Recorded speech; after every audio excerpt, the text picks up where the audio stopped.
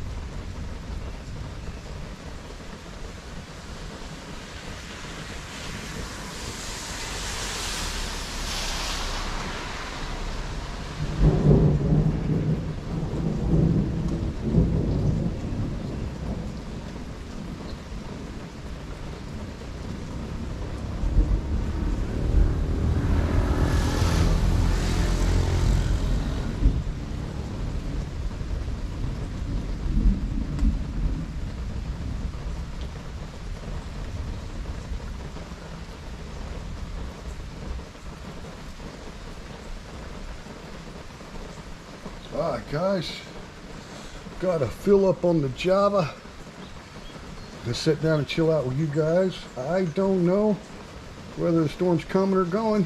You guys got as good an idea as I do, but appreciate you watching Good Morning Thailand Live here on the Triple T YouTube channel.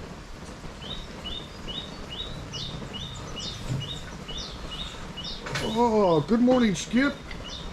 Hey, Skip's in the house. Hope you're doing well, brother.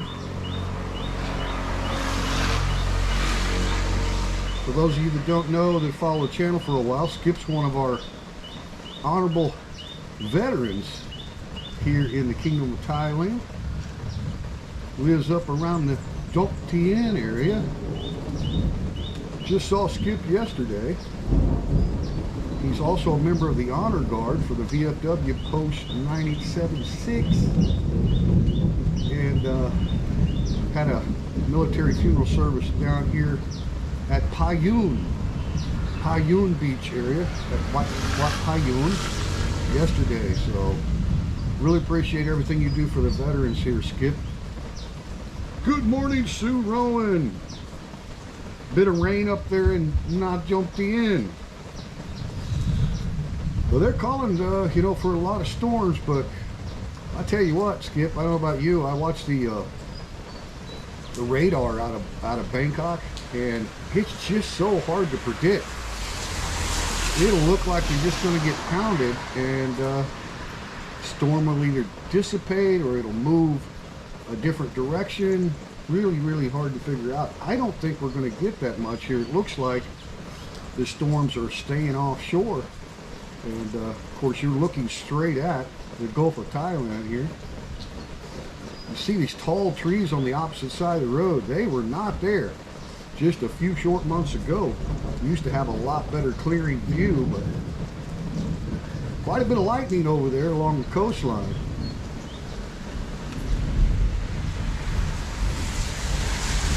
Oh, you're welcome, Skip. You're welcome.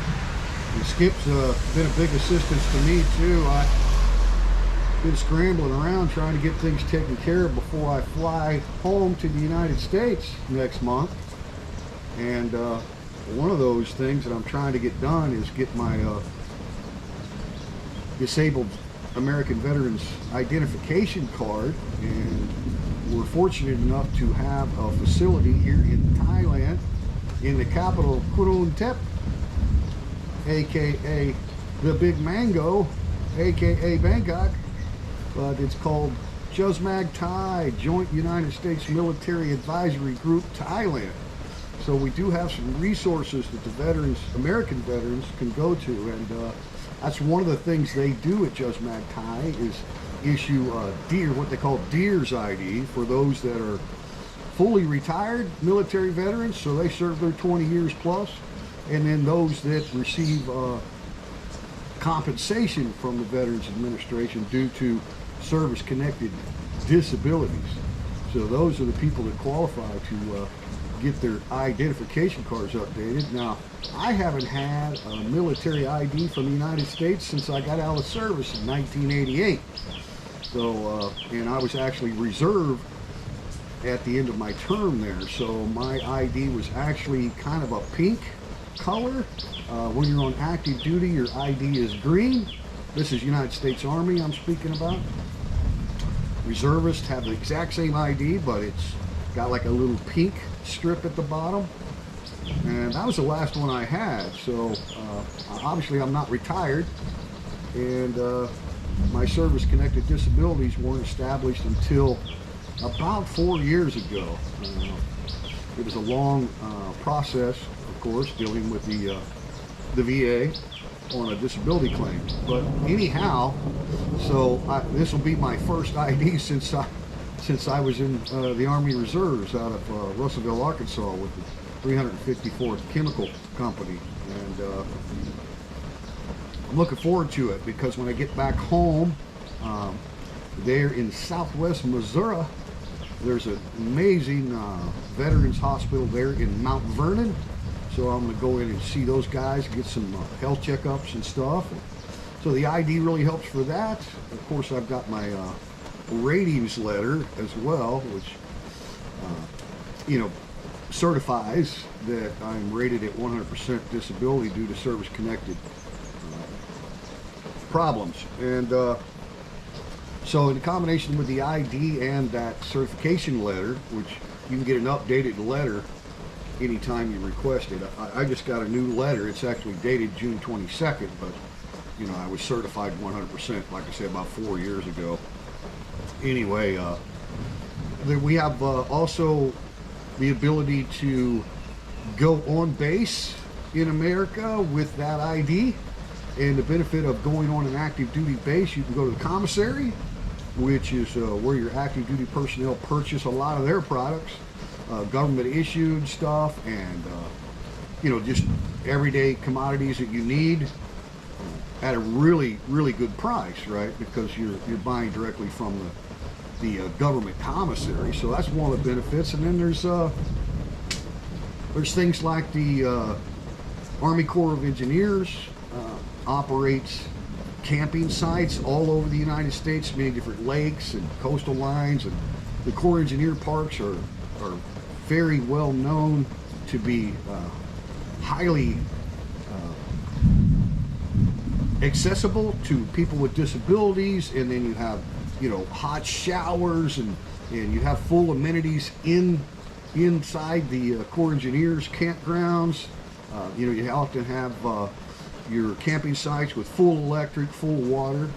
So when you have that identification, you get a 50% discount at all Corps of Engineer federal parks and campgrounds, which my daughters and I, we love to camp, and there's several Corps of Engineer parks on the lakes in the Ozarks of Missouri. So that's another benefit. There's just tons of benefits to me getting that ID, and I was able to, with Skip's assistant, communicate with Judge McTighe and get an appointment scheduled to get that identification all up to date, and that way when I get on the plane I'll be good to go. I don't have to worry about that when I get back home. But Skip's got a lot of experience over here, you know, long timer in Thailand, as they say, got a beautiful family, and you know, it's all about veterans helping veterans, and that's why we try to spotlight some of these things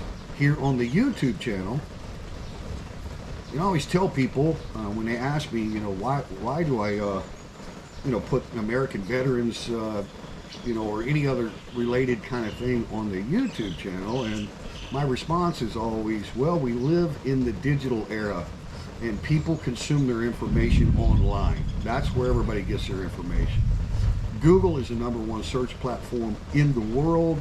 Google owns YouTube, and the YouTube search platform itself, I believe, is the second largest search platform in the world, probably going to become the first, because let's face it, not only do you get audio information, you know, tech information, whatever you want on YouTube, but you always also get the visual.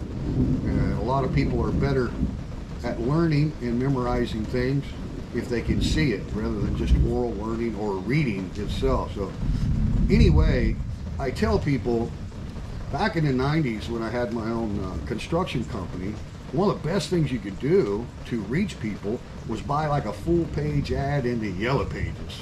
You guys remember those big old thick phone books we used to have? But that was the thing, you know, you'd pay, you know, $100 a month sometimes to get a big full page ad for that year's brand new Yellow Book. Let your fingers do the walking kind of thing. So that's how I compare the YouTube. YouTube is now the modern day Yellow Pages. So if there's veterans that are coming to Thailand and are not aware of other veterans organizations in the area here on the Eastern Seaboard, and there's other posts throughout Thailand, then, you know, to me, by putting that information out there, it's like publicizing, you know, a full page ad in the Yellow Pages, and that's the benefit that, you know, we might add to our ranks.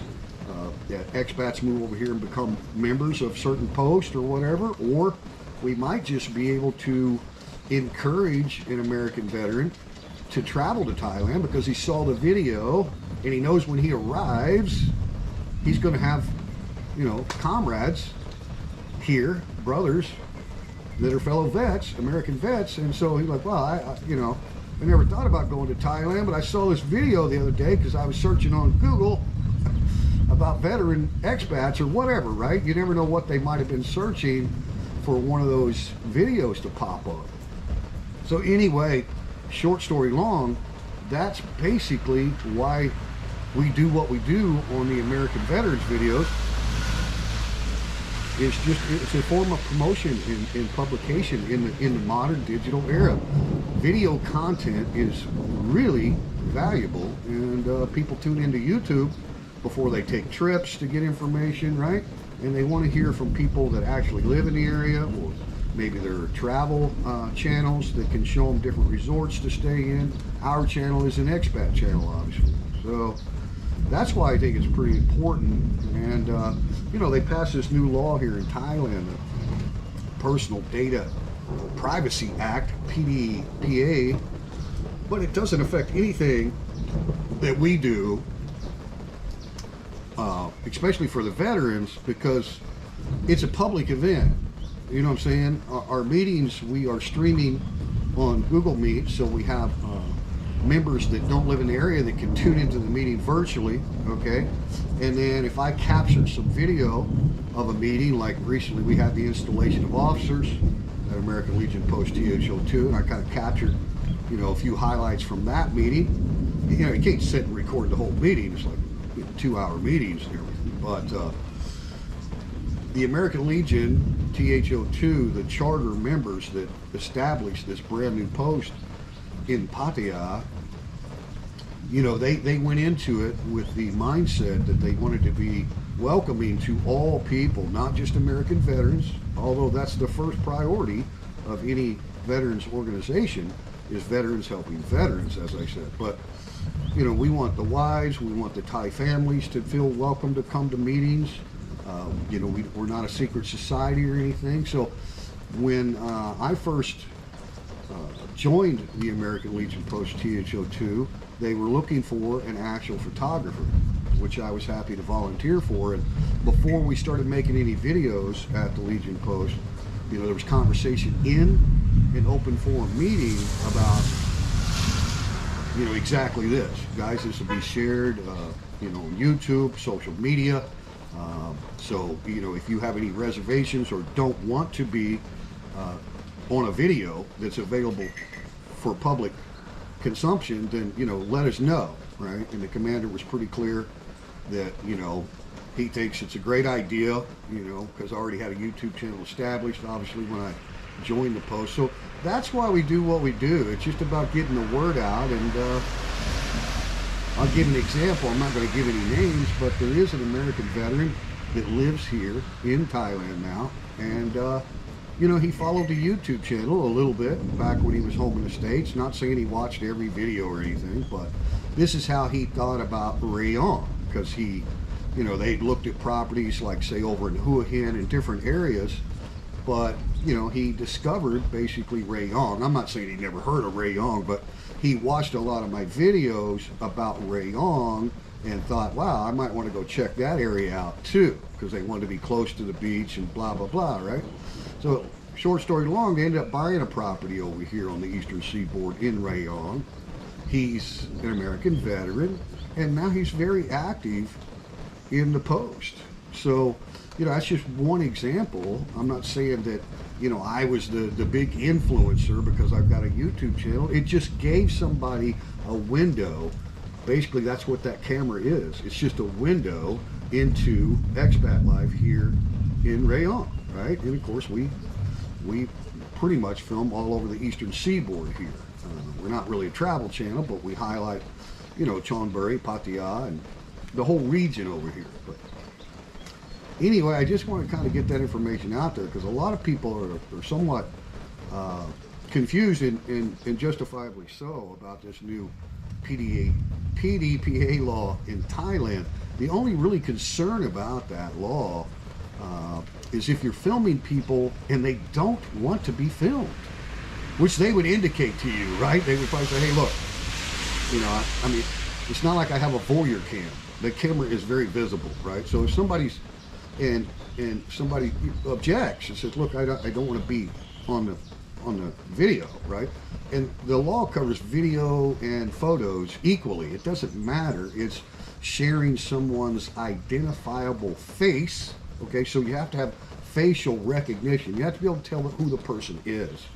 So it doesn't matter if it's a photo or a video or whatever it is. Matter of fact, still photos are much easier to analyze and look closely at people's faces than a video that's likely moving around or the person's moving. So that's what the law is about, is to protect people that are objecting. You know, they object. They don't want to be on public. They don't want to be shared in social media in any way, whether it's defamatory or whatever. It doesn't matter. So that's what the law protects. If people see their image on Facebook or TikTok or Instagram or YouTube or wherever, right, and they're like, hey, I didn't want to be in that photo, I didn't want to be in that video, then they can file a complaint. You know, it's criminal. It's a criminal complaint. So you would go through the RTP, right, and file a complaint, and then obviously, I mean, the Royal Thai Police is already very busy with, you know, with a lot of things. So it's not like they have a new division of the police force that's going to, you know, investigate every image that's been complained about on social media. You know, so you're going to have to go through the normal channels, and then one of the key indicators is the person who shared your image, whether it's a photo or video or whatever. The person who shared that, did they have an intent to gain by sharing your image. In other words, a personal gain, you know what I'm saying, of some kind, like they were like, look at this guy in the background of my photo, you know, I don't like him. Or, so they're doing it for like a personal reason, a vindictive, you know, they're trying to gain something out of sharing your identifiable image. So that's, you know, if you file a complaint, you're going to have to determine that that person intended to have your image up there for a personal gain of some kind.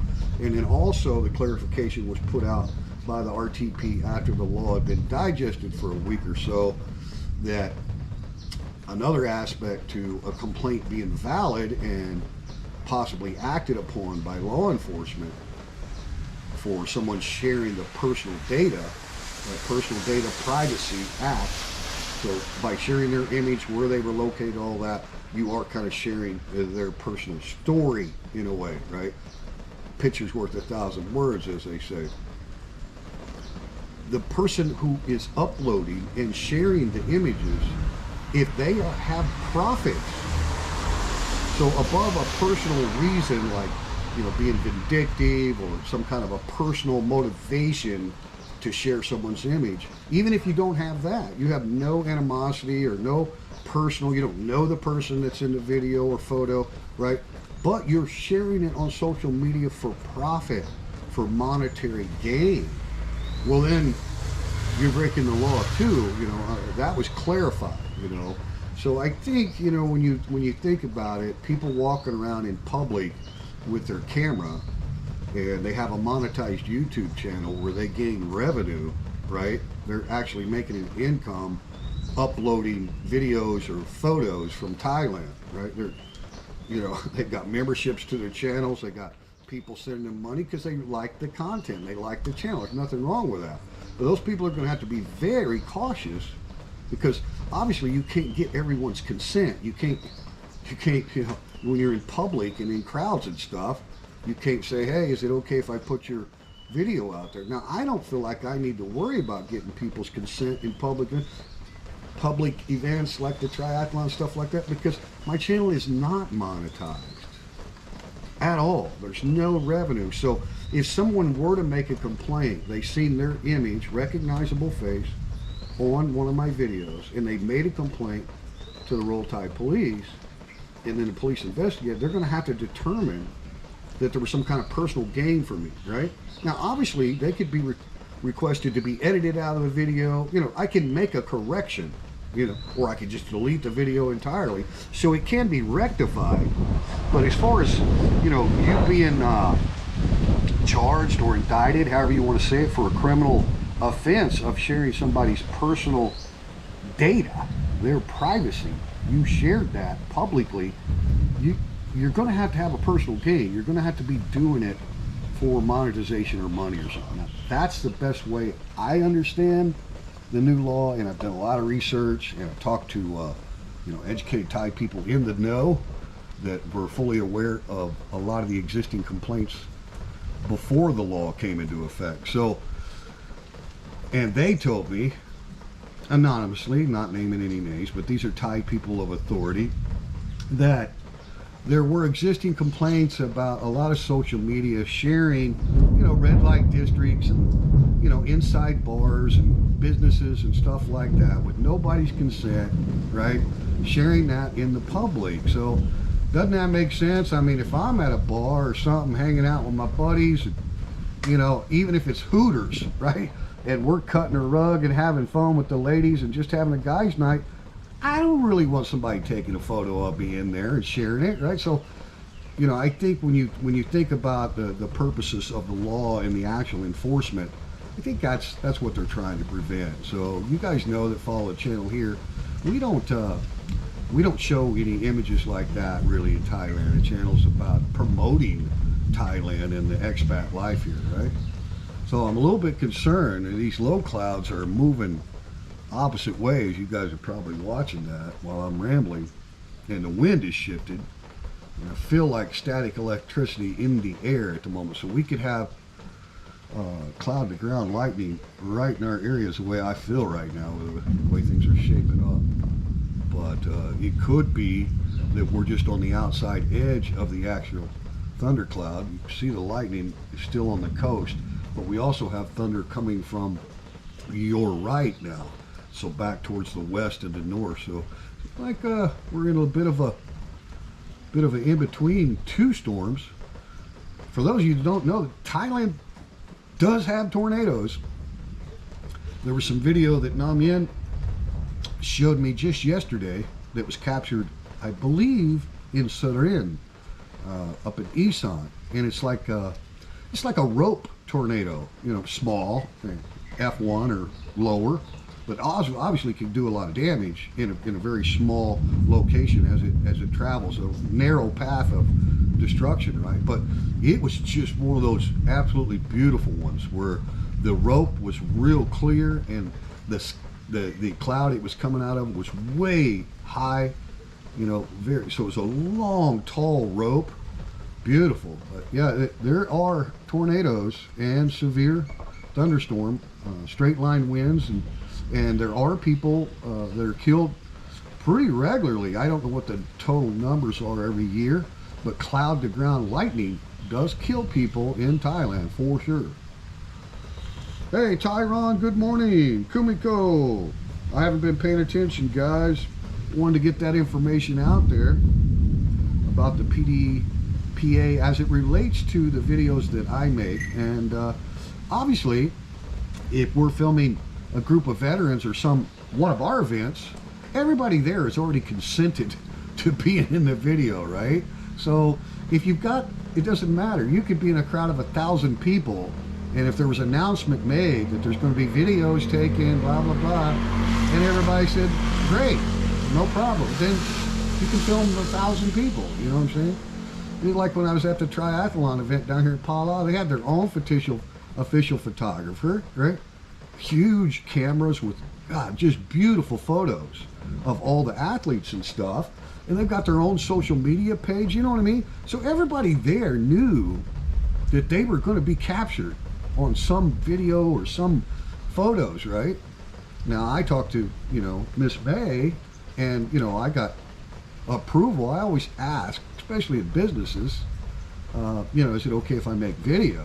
So they were fine with me, you know, helping to promote the RoboMan Triathlon annual event right here in Pala Beach via the YouTube channel. Of course they're, so that's kind of one of those things. There's no way I could have gotten all of those athletes permission, consent to share their image, right? But again, my channel's not monetized. So if there was one of the athletes that found out that they were in my video and they objected to it and a complaint was filed, I could edit them out of it or rectify it in some way. I don't think it would go to the point of criminality where I'm going to have police knocking on my door, you know. But those that are filming things that might be somewhat tawdry or, you know, could be defaming, you know, there's men that go out and have fun in the red light zones, and maybe they got a wife back home, and they certainly are trying to go out and do what they do privately. That's a personal matter, right? And to each their own. But whoo, you see that? Cloud to ground. We may have to bail here real quick, guys.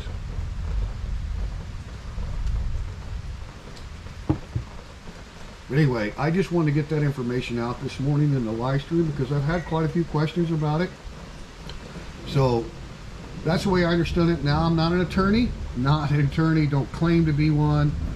I could be wrong as well, right? I'm just saying what I'm doing to protect my channel, and I have no concerns whatsoever about filming, you know, events for the veterans, like you guys saw the recent D-Day event held by the French Foreign Legion, right? I mean, absolutely no problem. I mean, they had their own photographers. People were taking video and selfies all over the place, right? So people are consenting. They're in a public event that's being recorded by multiple people, right? And of course, they gave me permission to make video on the YouTube channel, right? Oh, and again, there's no personal gain by doing that for me. It's a hobby, and I enjoy promoting things, especially if it's going to help someone else that wasn't aware. I mean, we got quite a few English that watch the channel. We went up to the British Jubilee, right? They allowed me to put out a little video. Again, I didn't go around and talk to each individual and say, hey, are you okay to be in the video? Everyone can see the camera. and there's other people with cameras everywhere.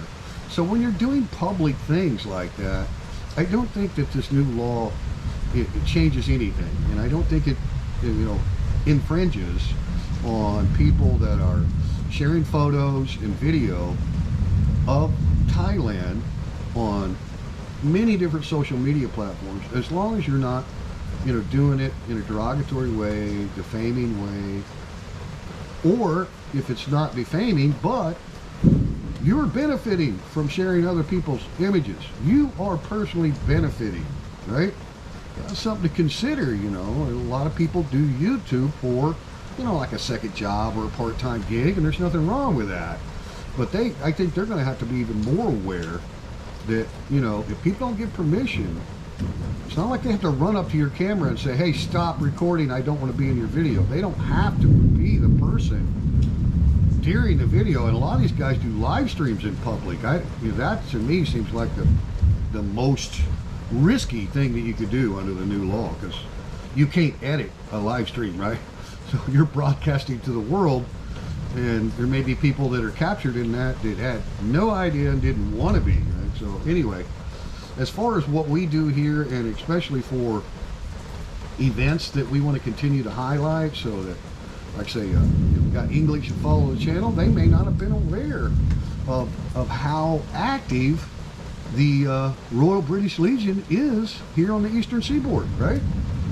I mean, they may just be, once or maybe once every 2 years tourists to Thailand and thinking about retiring and becoming an expat here, and then they happen to see, by a YouTube search, searching for Royal British Legion, Thailand, whoa, wow, maybe one of my videos pop up or something. So, to me, that's what it's all about, guys. We got a lot of lightning. Tyron, Ben the lawyer has been talking on this. Yeah, he has. And, I like Ben, but he definitely is opinionated. You can tell, right, Tyron? I mean, so part of what you're getting there is opinion, not just, the nuts and bolts of the legality. I enjoy his channel. I've been following stuff, but I seen him make one recently, and he didn't mention. He's just like, now he was clear about there was a tourist with a smartphone. Everybody's got a smartphone, right? And they could making videos. It was during a Songkran, pointing into a business where people, the business owners had their water hose or bucket of water. You know how Songkran is, and those people did not want to be filmed, and they told the tourist with the camera, hey, get your camera off of us, we don't want to be filmed, and they kept filming him. So that's the kind of thing, I think that obviously Benjamin's a very smart man and careful with his words. That's the kind of thing that I think is just, there's absolutely certainty that you are violating this new law and subject to criminal prosecution. People are telling you to turn off your camera, and you're just like, nah, right? That's stupid. But what I didn't hear Benjamin cover is the clarifications that were put out by the RTP is about the personal gain and especially profit. So, he may not have an actual example that he's aware of, like the one he gave about the Songkran tourist video. But, I would be putting caution to people that are monetized and making profits from sharing Thailand content, if there's recognizable faces in their content, whether it be photos or video. So I think Benjamin, should, in my opinion, should kind of get a little deeper into the weeds about clarification as to, look, even if someone is not telling you, they're not saying, hey, I don't want to be filmed, turn your camera off, right? They're not objecting to it. You still don't have their consent, and if you're profiting from it, you're benefiting personal gain, and then they later see themselves in one of your videos. I mean, to me, that is still subject to criminal complaint. All right, guys, getting a little scary, and I don't really like to be on a high perch during lightning storms. I don't know about you. And we have electronics. Well, let me see if I can move a little lower here.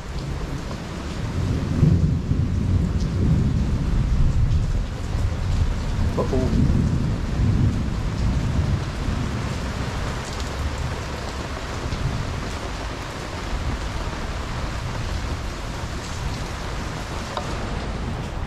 a little safer down here.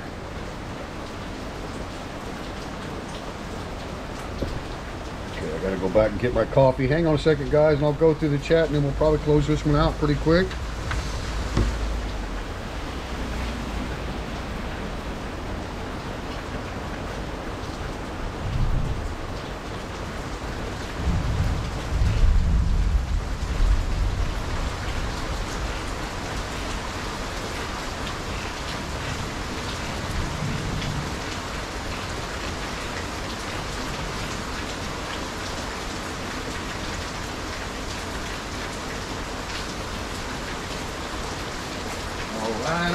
All right.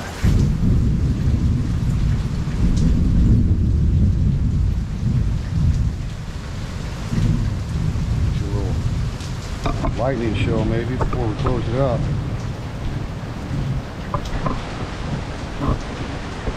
Awesome.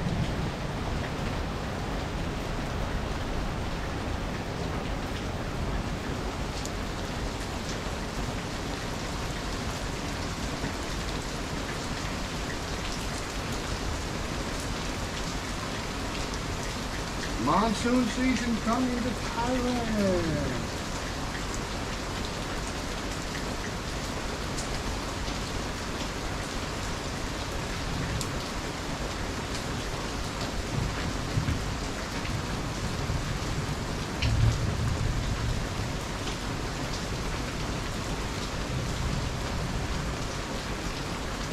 Jake, are you scared?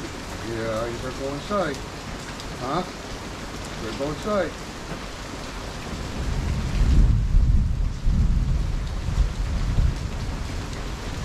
Jake inside. Hey Skip, sorry I missed your goodbye. Thanks for stopping in. Appreciate it. Hello Kumiko. Chris Travels, thanks for coming in.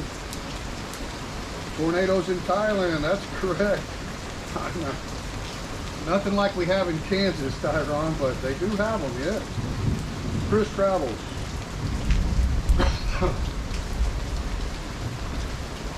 Sue Rowan said, but then again, it's on YouTube platform. Sorry, guys. I missed some of that.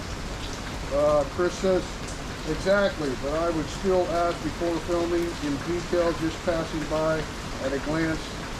The expected privacy isn't really that high. That's true, Chris, but I, like I say, I always, especially inside businesses, I ask before I ever turn the camera on or get any footage at all. I mean, you gotta respect the businesses, and you don't know, who's in there, even if it's just a nice 5-star restaurant with nothing seedy going on. You can still have someone in there that is with someone that they don't want to be seen, right? So you're right. Just little glances and stuff, like you're talking about. The camera's moving. It's hard to identify people's faces, right? Heavy rain and thunder coming now. That's right, guys.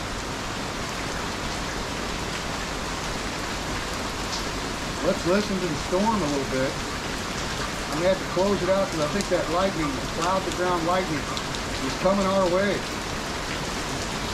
Come on, Jake.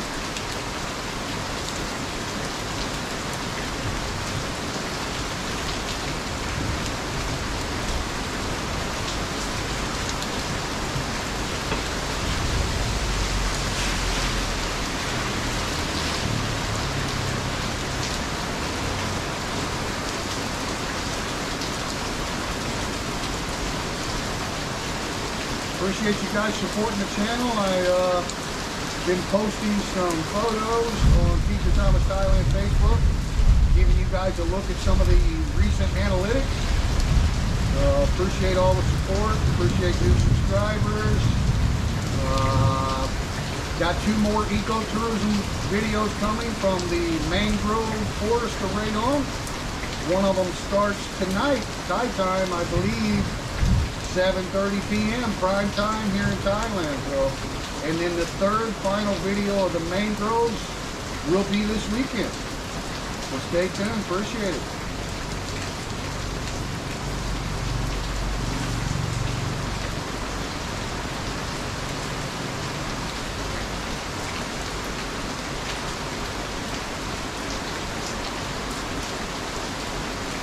Also, there's a community tab on the YouTube channel. Not many people ever click on that, but if you're on the Teacher Thomas Thailand YouTube homepage, and most people just click on videos because that's what they're there to see, but there's also several different tabs. One of them is called Community, and that's where you can post photos and announcements and things like that on a community tab. So similar to a Facebook wall. So anytime I capture some analytics or update people on what's going on with the channel, I'll put it on the community tab as well. Here comes the storm, guys.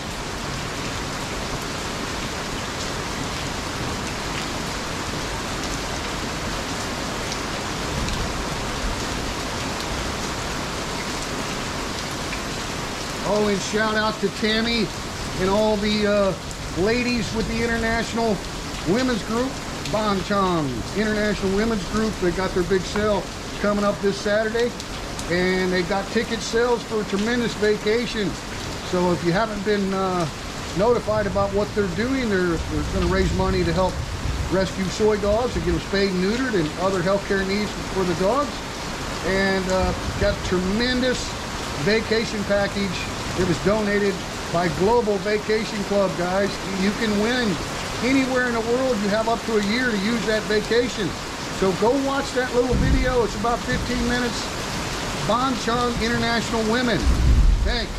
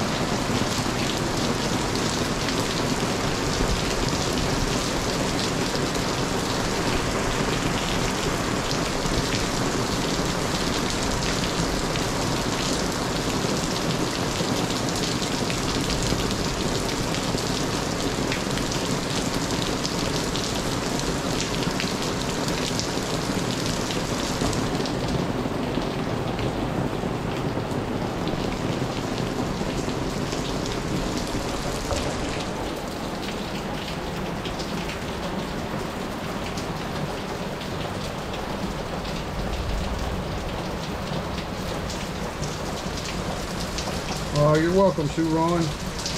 Welcome. Gotta love the tropical rain. Oh. Don't love anything about the lightning though. Alright guys, we'll just let it run and then the stream will close. Peace and love to everyone. Thanks for watching. Stay tuned for tonight's premiere. Episode 2, Deep into the Mangroves of Rayong. I think you're going to like it.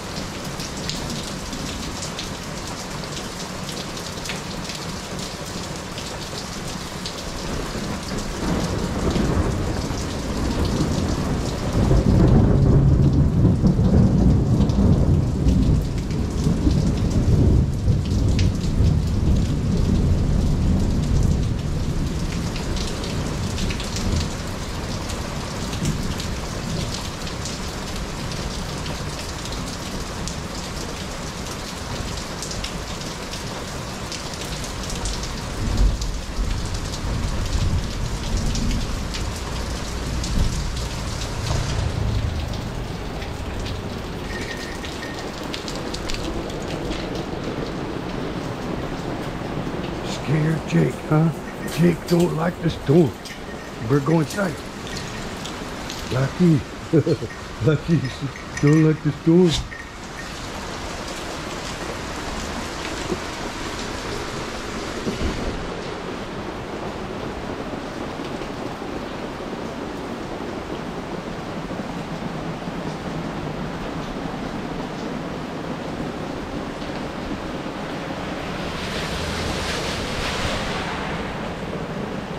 Alright guys, we'll let it close out right here. Thanks for watching. Stay tuned for tonight's premiere.